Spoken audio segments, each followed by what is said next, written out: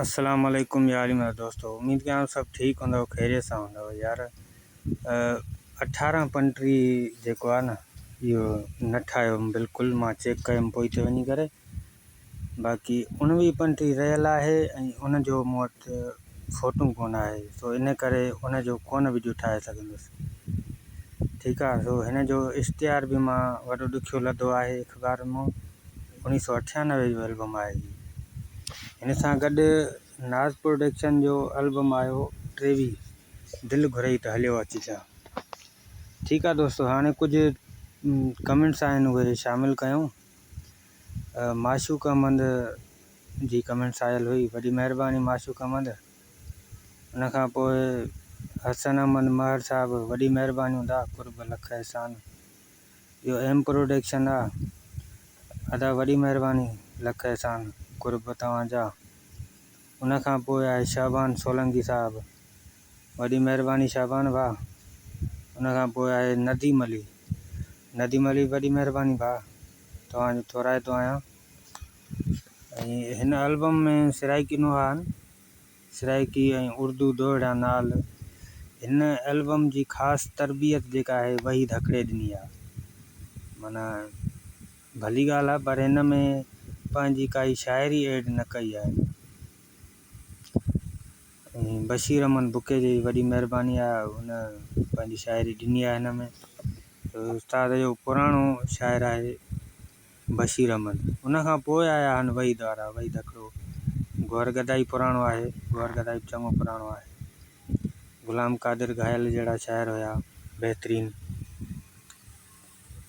ही एल्बम माना नायाब क़िस्म जो आहे ऐं हिन जी रिकॉर्डिंग जेका आहे उहा बि सुठी आहे, ज़बरदस्त आहे। ऐं हिन जो एल्बम जो टाइटल आहे उठ लाल अली अकबर तेकू भेण मिलावा। उठ लाल अली अकबर तेकू भेण मिलावा। हिते मसाइब पढ़ंदो आहे शमन अली। खत आया है सुगरांदा, खत आया है सुगरांदा, तेकू बचड़ा सुनावा है। उठ लाल अली अकबर। इहो नो लिखियो आहे गौहर गदाई साहिबु। तमामु बहितरीनु शाइरी आहे हिननि में। ऐं उनखां पोइ आहे बशीर अहमद बुके जी शाइरी आहे।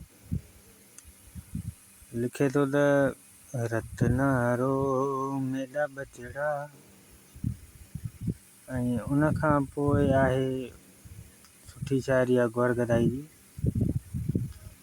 बेवस लगदा है बचा वीरण, बेवस लगदा है बचा वीरण। उनखां पोइ आहे नो दस कोई खैर दी ख़बर सुनावे, कोई खैर दी ख़बर सुनावे। उनखां पोइ आहे ना आबिद खून वहा, ना आबिद खून वहा। उनखां पोइ आहे बाबे कूरो भिन सकीना वल रोवण हई या नसीब। सोहणी दाढ़ी चुम बाबे दी वल चुमण हई या नसीब। तमामु दर्दनाक शाइरी आहे इहा। उनखां पोइ आहे आख़िरी नो आहे अल्लाह मुहम्मद अली अली, अल्लाह मुहम्मद अली अली। हिते एल्बम पूरो आहे ऐं एल्बम ही 8हों एल्बम आहे। वॾियूं महिरबानियूं लख एहसान दोस्तों, तव्हांजा कमेंट्स कयो पिया, लाइक बि कयो था, शेयर बि कयो था। तव्हांजो वॾो थोराइतो आहियां। वरी बि तव्हांखे रिक्वेस्ट आहे त लाइक कयो, शेयर कयो, कमेंट्स कयो, दोस्तनि में पुॼायो।